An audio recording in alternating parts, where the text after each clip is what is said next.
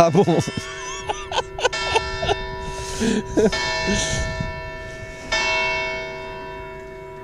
Bon. Ouais, on est respectueux. Hein. Voilà. Pour revenir à la question nucléaire,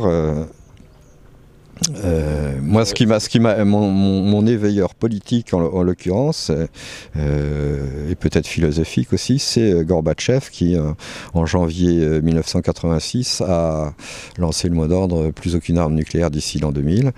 Et donc ça m'a interpellé et j'ai changé mon sujet de thèse et je me suis penché sur le pouvoir et la puissance et les rapports de puissance, mais de manière très très empirique. Hein. Moi je suis un empiriste en philosophie et donc j'ai étudié la question un peu par tous les biais techniques. Voilà, beaucoup d'angles possibles d'accès effectivement. Par exemple sur la dissuasion nucléaire, il y a les aspects techniques, il y a les aspects politiques, historiques et économiques bien entendu, et puis surtout stratégiques, savoir si la stratégie de dissuasion nucléaire fonctionne réellement ou pas, si c'est un bluff ou si c'est un mythe. Je conclurais plutôt que c'est ça, que en parlant de sécurité justifiée, enfin comme servant à justifier l'arme nucléaire, c'est pas vrai du tout. L'arme nucléaire, c'est avant tout une arme de puissance, d'affirmation, de domination, voilà. Alors, ce qui plaiderait en faveur du mythe, c'est le fait que les pays qui ont l'arme nucléaire, ils ont déjà, par ailleurs, une armée conventionnelle puissante. Oui. Donc qui va attaquer la Russie, arme nucléaire ou pas? Oui. La Russie ou les États-Unis ou la France. La France n'a jamais été menacée par qui que ce soit depuis 1945, quoi, disons, jamais directement. Bon, et en fait,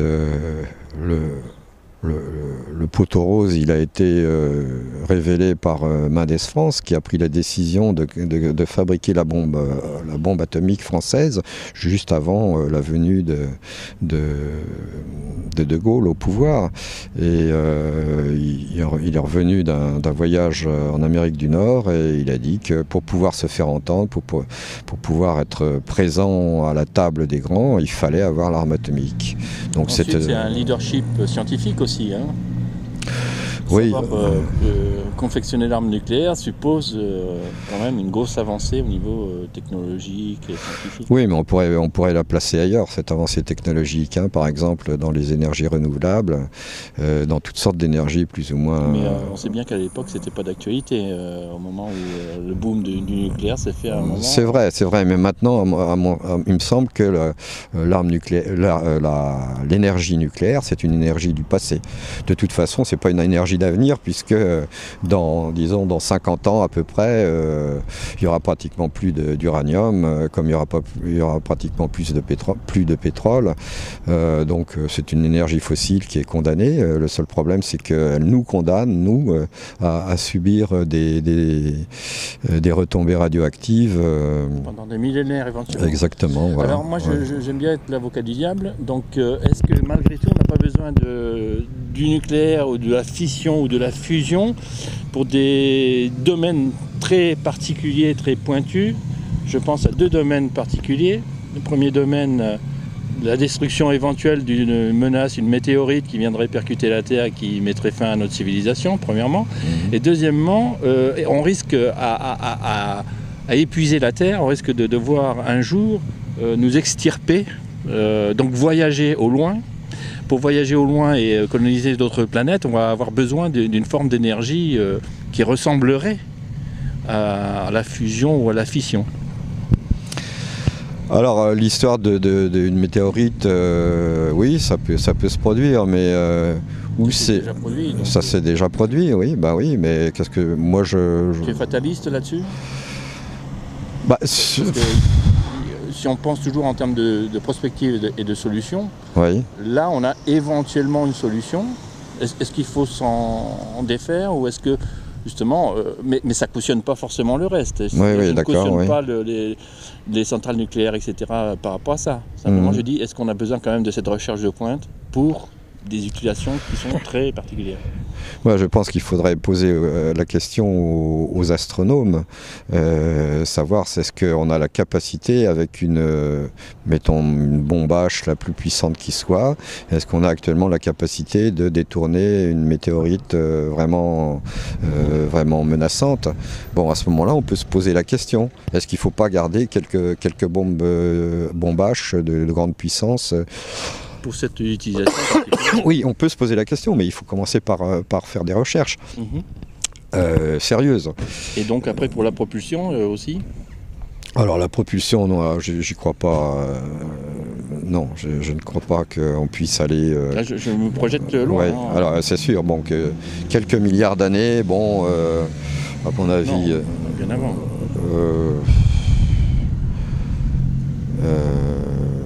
Il me semble que la Terre a 4 milliards et demi d'années, non? Oui, non, mais moi je me projette sur la possibilité de faire du voyage interplanétaire. Bon, bah alors ça, je veux dire, à mon sens, ça n'a aucun intérêt.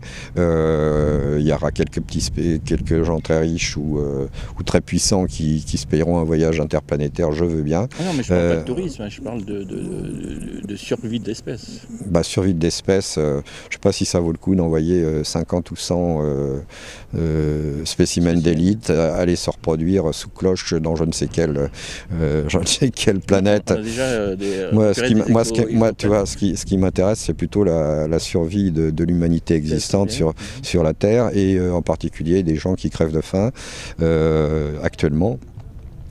Qui crèvent du sida, qui crèvent de... L'un n'empêche pas l'autre. Hein. On peut se projeter dans l'avenir tout en... Si, je pense que l'un n'empêche l'autre dans la mesure où nos ressources ne sont pas illimitées, ni matériellement, ni en termes d'énergie, ni en termes financiers, ni en termes humains, et que par conséquent, il faut faire passer en priorité le salut de l'espèce et des individus qui existent actuellement. Alors il y a deux politiques dans ce cadre-là. Il y a une politique qui est, disons, très sociale, qui est de dire l'homme passe avant tout.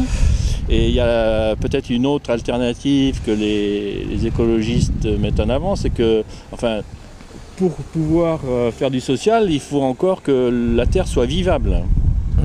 Donc il faut d'abord peut-être se préoccuper de l'état de la planète.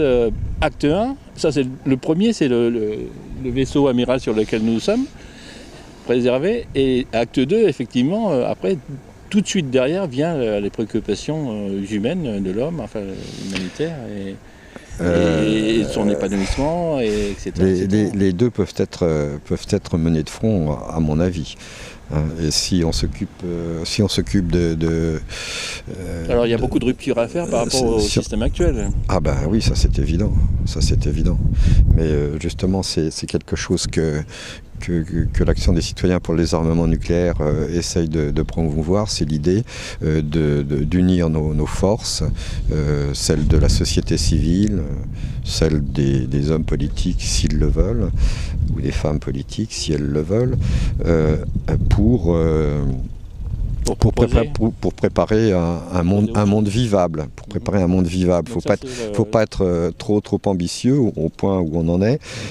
Au moins déjà que ce monde soit vivable, si possible pour tout le monde, ça serait bien, quoi. Tu vois. Et ça, c'est le cadre de ta réunion donc du 11 avril.